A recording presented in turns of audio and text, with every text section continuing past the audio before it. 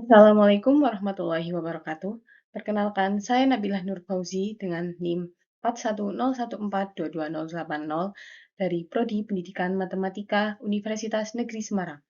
Di sini saya akan memaparkan mengenai literasi digital, yaitu dampak positif dan manfaatnya.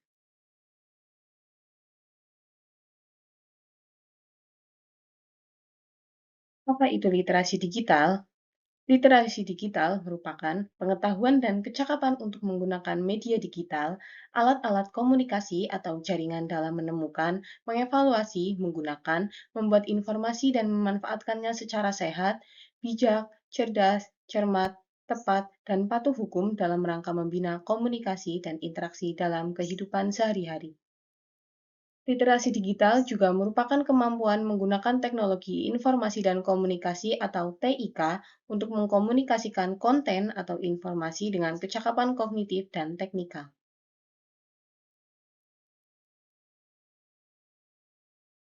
Menurut Belsau, ada 8 elemen penting dalam meningkatkan literasi digital masyarakat, yaitu kultural, kognitif, konstruktif, komunikatif, kepercayaan diri, kreatif, kritis, dan bertanggung jawab secara sosial.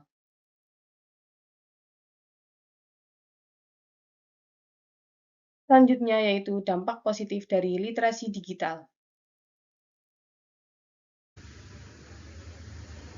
Yang pertama, menurut Hobbes, mengenai kemampuan. Satu, kemampuan menggunakan teks, alat, dan teknologi untuk mengakses informasi dan hiburan. Dua, kecakapan dalam berpikir kritis, menganalisis, dan mengevaluasi data. Tiga, mampu mengkomposisikan pesan dalam praktik yang kreatif. Empat, kemampuan untuk berefleksi dan berpikir etis. Serta lima, berpartisipasi aktif dalam aksi sosial, baik secara individual ataupun melalui usaha kolaborasi dengan berbagai pihak.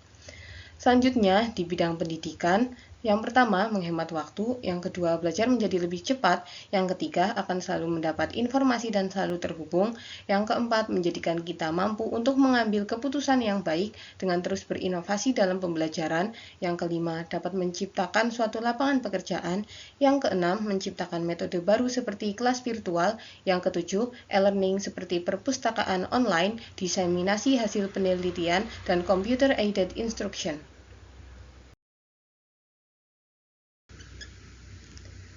Selanjutnya, manfaat dari literasi digital.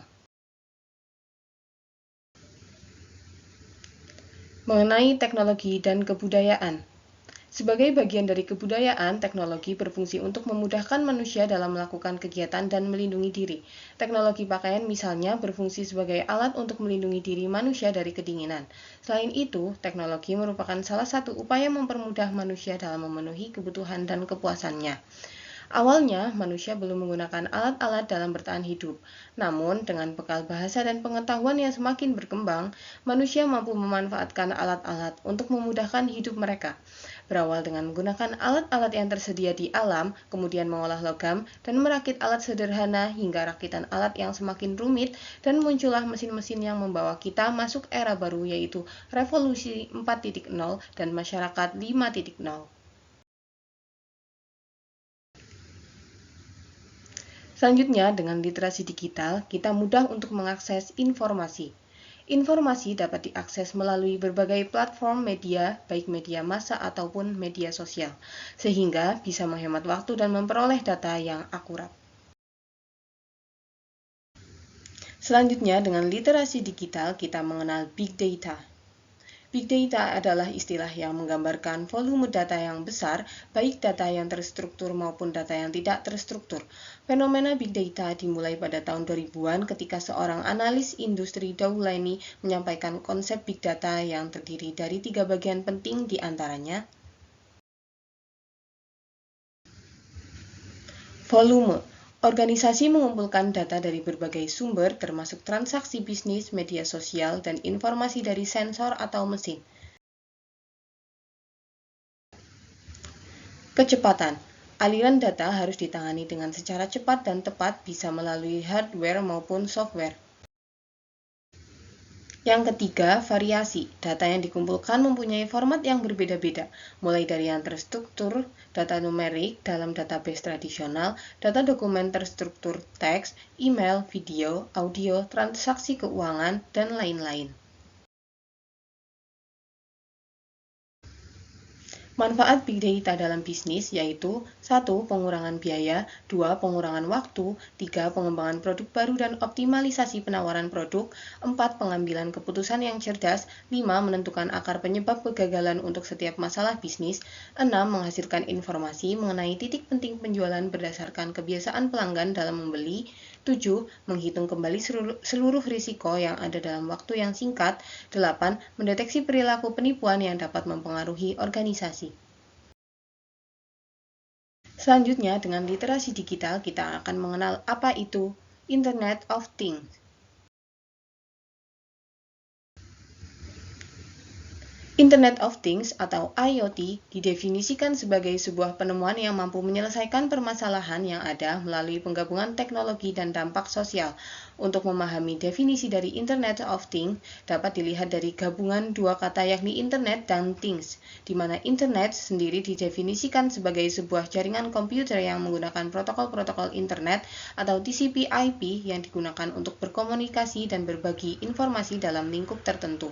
Sementara things dapat diartikan sebagai objek-objek dari dunia fisik yang diambil melalui sensor-sensor yang kemudian dikirim melalui internet, seperti handphone, TV, jam tangan, kulkas, baik data tentang titik macet di suatu tempat atau data detak jantung tiap harinya, atau data transaksi ataupun data ilmu pengetahuan.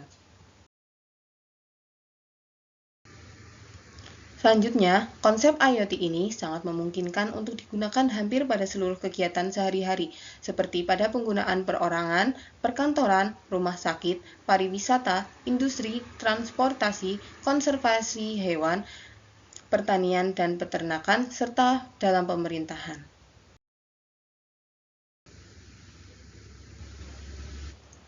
Implementasi IoT diantaranya yaitu yang pertama, implementasi IoT dalam bidang keamanan. Yang kedua, monitoring lingkungan seperti Google Maps yang dapat memberitahu kondisi lalu lintas secara real-time. OpenSignal untuk mengetahui kekuatan sinyal di seluruh daerah Indonesia, misalnya Flight Radar untuk mengetahui kondisi lalu lintas penerbangan secara real-time. Yang ketiga, bidang kesehatan. 4. Otomasi gedung dan perumahan, dan lain-lain. Selanjutnya, dengan literasi digital, kita dapat mengetahui apa itu Artificial Intelligence. Artificial Intelligence atau biasa disebut AI yang artinya kecerdasan buatan. AI merupakan mesin yang belajar dari pengalaman, menyesuaikan diri dengan inputan baru, dan melakukan tugas seperti manusia, dengan tujuan untuk membuat mesin menjadi lebih pintar, memahami apa itu kecerdasan, dan membuat mesin lebih bermanfaat. Selanjutnya, implementasi AI. Teknologi artificial intelligence di bidang medis untuk meningkatkan efek pengobatan, yaitu pengecekan reservasi, konsultasi pasien, dan catatan konsultasi untuk kemudahan penggunaan oleh pasien, untuk operasi robotik, untuk perawat virtual, untuk penciptaan obat baru, untuk deteksi dini penyakit kanker, dan pemantauan kesehatan pasien.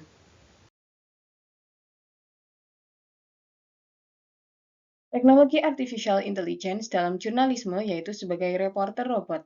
Kemudian, perbaikan mobil menggunakan AR atau augmented reality, didukung oleh perangkat headset augmented reality atau AR yang berfungsi sebagai mata dan telinga seperti ketika seorang teknisi kepala yang sedang berada di lokasi terpencil dapat memberikan bantuan kepada para teknisi di bengkel melalui pesan suara melalui headset AR untuk menyelesaikan masalah yang mereka hadapi.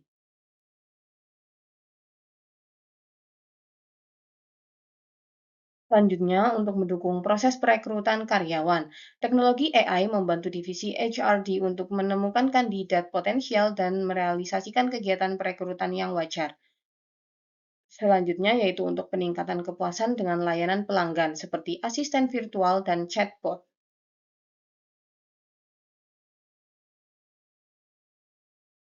Kemudian, dengan literasi digital, kita dapat mengenal e-commerce.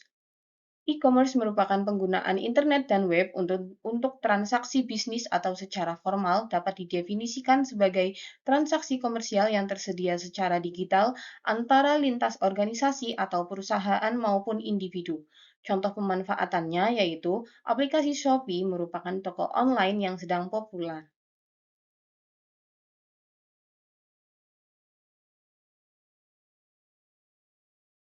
Salah satu penggunaan internet secara bijak adalah dengan menghindari plagiasi.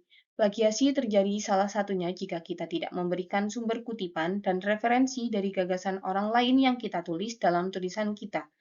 Ini seringkali terjadi karena kelalaian kita dalam melakukan sitasi. Nah, untuk menghindarinya, saat ini terdapat aplikasi Reference Manager untuk dapat membuat sitasi dan menulis daftar pustaka secara otomatis melalui Mendeley. Hal ini kita ketahui ketika kita belajar dalam literasi digital. Baik, sekian pemaparan dari saya. Terima kasih, semoga bermanfaat. Wassalamualaikum warahmatullahi wabarakatuh.